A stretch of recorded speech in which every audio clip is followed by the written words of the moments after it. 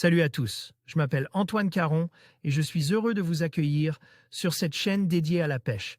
Ici, je partage des astuces sur la pêche, le choix des appâts et des leurres, et j'aide également les débutants. Abonnez-vous pour rester toujours au courant. Et maintenant, passons au sujet du Un vent jour. de renouveau au Club de Mouche depuis les années 70, les adhérents du CMS, Club Mouche Stéphanois, se réunissent tous les mercredis à l'amicale laïque du Crête de Roc. Bien que leur boîte à mouches n'ait plus trop l'occasion de se vider, certains continuent à monter des mouches artificielles pendant que d'autres s'adonnent à des loisirs plus conventionnels, pétanque ou belote principalement. Quand Aubin, jeune pêcheur sportif, entra dans la salle ce mercredi-là, juste avant la fermeture, un vent de renouveau souffla sur les tables. Aubin, au comble de l'excitation, fit état d'une belle partie de pêche récente sur un parcours qu'il venait de découvrir. Je relevai aussitôt l'information et proposai à l'assemblée présente une dernière sortie de pêche. Et pourquoi pas sur ce parcours par exemple? Comme au bon vieux temps, ajoutai-je. En effet, force était de constater que le grand âge venant, les membres du CMS semblaient plus s'inspirer les cartes en main qu'avec une canne à mouche. L'idée fut accueillie avec enthousiasme. C'est vrai, il faut qu'on se bouge. On aura bien le temps de rester en ferme pendant les mauvais jours. Parfait, on y va samedi. Mais dis-nous, Aubin, où est-il cet endroit magique? Sur la dunière, à Laval, exactement à l'aplomb du hameau des Chazalis. Bizarrement, à l'annonce du parcours, la ferveur retomba instantanément. Certains, ne voulant pas perdre la face, se souvinrent que ce jour-là, hélas, ils étaient invités à un repas de famille incontournable.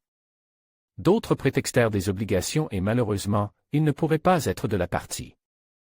Surpris de ce subit changement d'attitude, je me retrouvai isole pour cette ultime partie de pêche.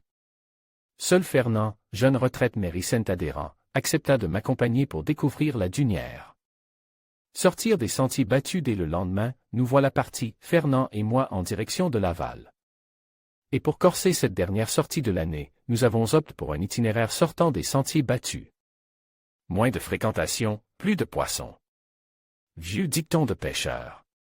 Aussi, avons-nous garé notre automobile au hameau des Chazalis, sur la rive gauche de la Dunière, exactement en face de la chapelle. Saint-Julien-la-Turette bâtie sur la rive droite. Passé la dernière maison, commençait la descente en suivant le chemin forestier. La rivière coulait au fond d'une vallée resserrée et la pente semblait rude. Le sentier se perdit rapidement dans les fours. Restait 200 à 300 mètres, mais très escarpe et fortement en broussailles. Ce ne furent que glissades, accrochages, contournements ou passages étroits. À tel point que Fernand, se prenant le pied dans une racine, roula sans retenue dans les ronciers. Le visage ensanglante, il s'essuya d'un revers de manche et ramassa tant bien que mal ses affaires dispersées. La canne avait survécu. Quid des waders? Un parcours exceptionnel mais la rivière était là, enfin, large d'une quinzaine de mètres, bordures verdoyantes enchâssées dans la sapinière, lisse fuyant sous les berges creuses, courant bien dégagé autour des blocs massifs. Quel beau coup que celui-ci! Canne, moulinet, mouche, le matériel fut monté en un rien de temps. Se retournant vers Laval, Fernand explorait déjà la falaise contre laquelle se fracassait le flot. La falaise, un classique, première dérive, premier poisson. Puis les touches se succédèrent, Aubin ne nous avait pas menti, le parcours était exceptionnel. Ce fut une de ces journées qui vous rassasie, de celles qui vous réconcilient avec la pêche. Le retour en fin d'après-midi fut moins alerte, vous vous en doutez. Nous avons longuement contemplé l'abrupt versant qui nous séparait du hameau.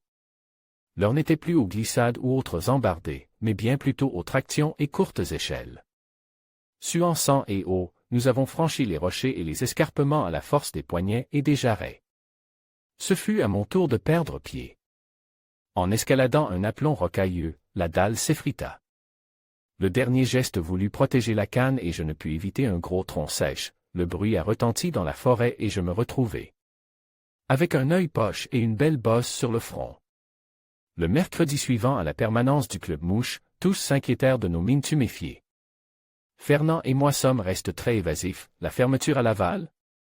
Bof! Quelques truitelles, vu le manque d'eau. En revanche, nous avons rempli 2 paniers de mûres. Cela se voit. Non. C'est dommage pour la pêche, reprit Aubin. Vous êtes passe du code de la chapelle de Saint-Julien? L'accès est facile, n'est-ce pas? Oui, oui, avons-nous répondu en chœur. 10 pêcheurs et 10 chasseurs font 20 menteurs. Le dicton aurait-il raison?